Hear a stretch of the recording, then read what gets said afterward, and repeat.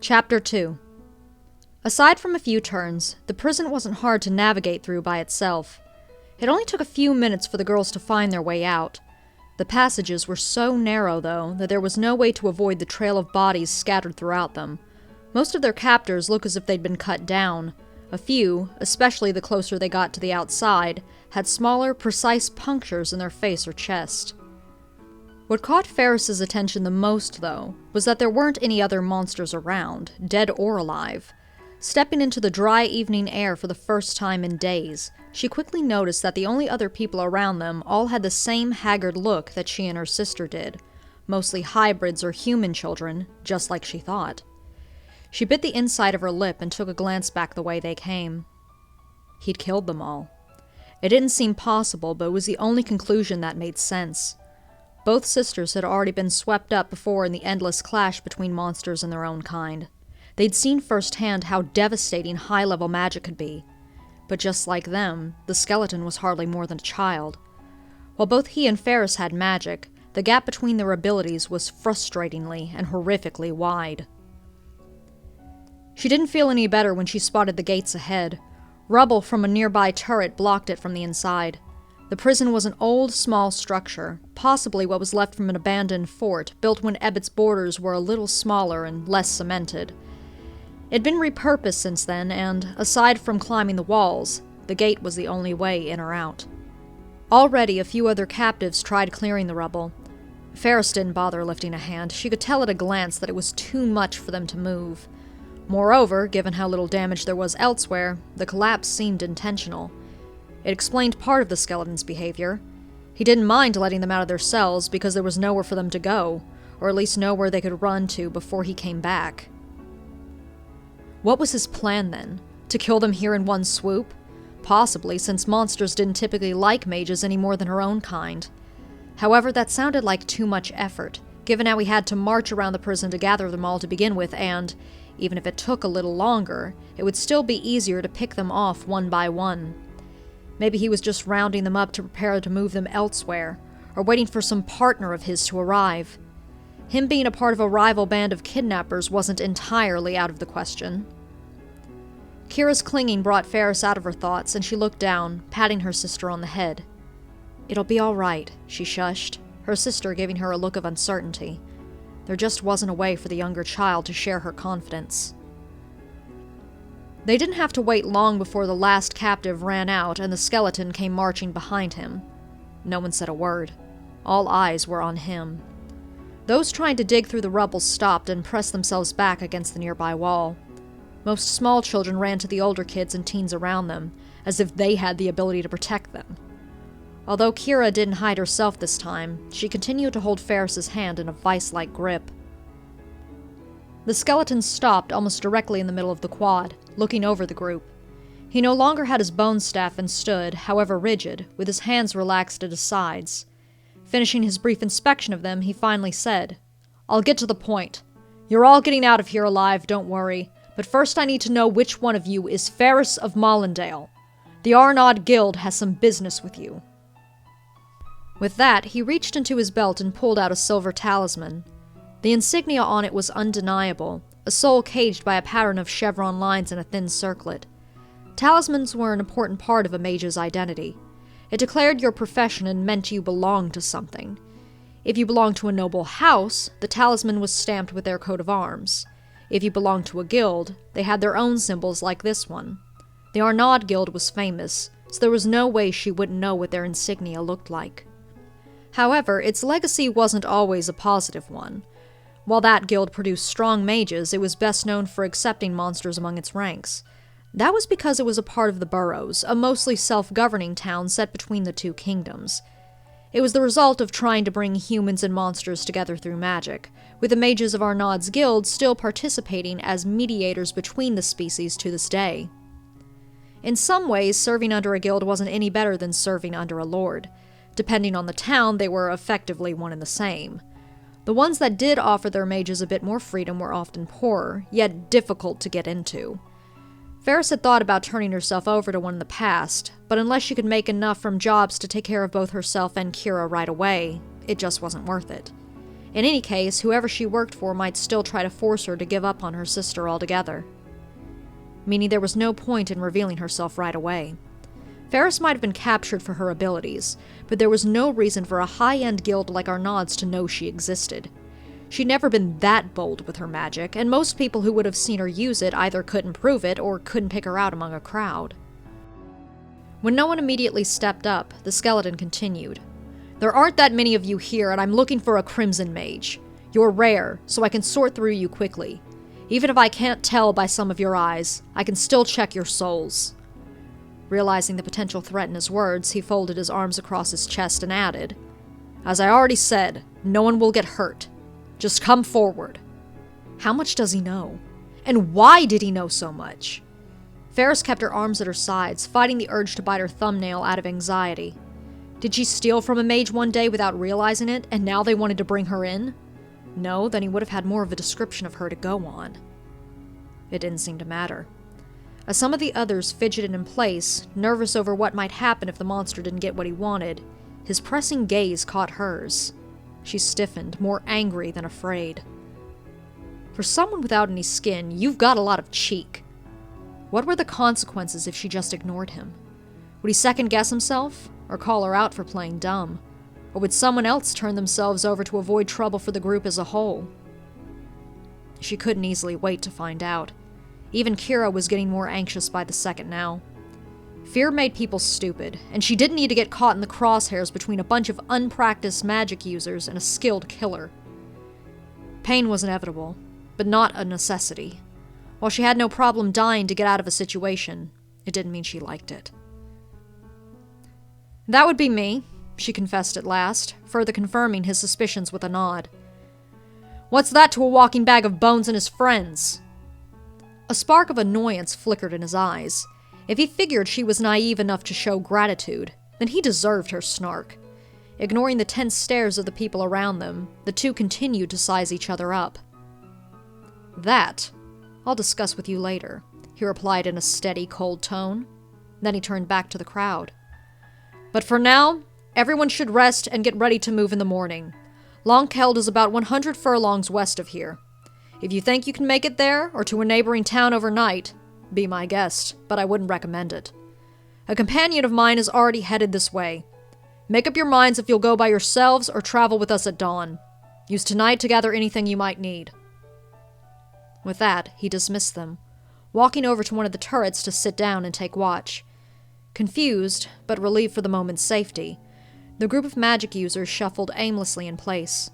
It took a few minutes for any of them to feel comfortable enough to move. Ferris recognized one of the bodies lying a short distance from them. Out of the group, 3 kidnappers had tracked down her and her sister. This one had stolen a dagger from her. Sure enough, as she knelt by the corpse, Ferris found it still tucked away at his side. She pulled it free and returned it to its rightful sheath at her own hip. She could feel the skeleton watching her from behind all the while. She couldn't guess what he and his guild wanted from her specifically, but she'd let him come to her to explain. Some of the other captives followed her example and began to search the bodies. She overheard 2 teenagers debating if they should carry off the remains or leave them to rot as they were. Most people, though, either went back to the prison to search for food, or propped themselves against the walls to bask in the last bit of sunlight. Whatever they were doing, everyone was careful to give both the monster and Ferris, as the one he had called out, a wide berth. It was well past nightfall before Ferris got some answers. The group of prisoners worked together to make a warm stew from whatever they could find. It paired well with the dry, stale bread they'd also managed to get their hands on, the first decent meal any of them had gotten since they'd been dragged to this place. Whatever was left from the stores of foodstuffs was divided between them for the separate journeys ahead. The skeleton didn't take anything. Not because no one offered. A couple of brave souls did attempt to give him a share of the spoils, but because he kept himself away from them, eating some type of hard ration he'd packed along instead. Well, it was fine since most of the captives were still too scared to interact with him more than that. He didn't come down from his post until late into the night, when most were fast asleep and their bonfire was little more than embers. Ferris and Kira had found a place near some barrels to plant themselves until morning, the latter fast asleep in her sister's lap. Ferris had every intention of staying awake. She looked up, but was otherwise unmoving as the skeleton made his way over to them. He stopped about a meter away and shot a brief glance at Kira, as if hesitant to speak in front of the little girl. Well, if this was about her magic, Ferris was at least grateful that he didn't seem to want to give her sister any grim details. She stroked Kira's hair as the child moaned dreamlessly into her thigh, her gaze never leaving the monster. "All right, hero boy," Ferris silently mocked him in her head. "Let's hear you out." If you wanted them dead, then they'd be dead already. She could concede to that much. For the time being, they were just talking. It wasn't anything she couldn't handle. Before addressing the main topic, the skeleton examined her quietly. "You're not afraid of me?" "Not really," came the curt reply. "But that doesn't mean I trust you. If you already knew who I was, then why didn't you bother asking back there?" "I didn't know. You were just a little too confident. I came here looking for a crimson mage, a seer, and anyone who carries themselves the way you do either has to be incredibly stupid or overly prepared," he glowered. "You revealed yourself."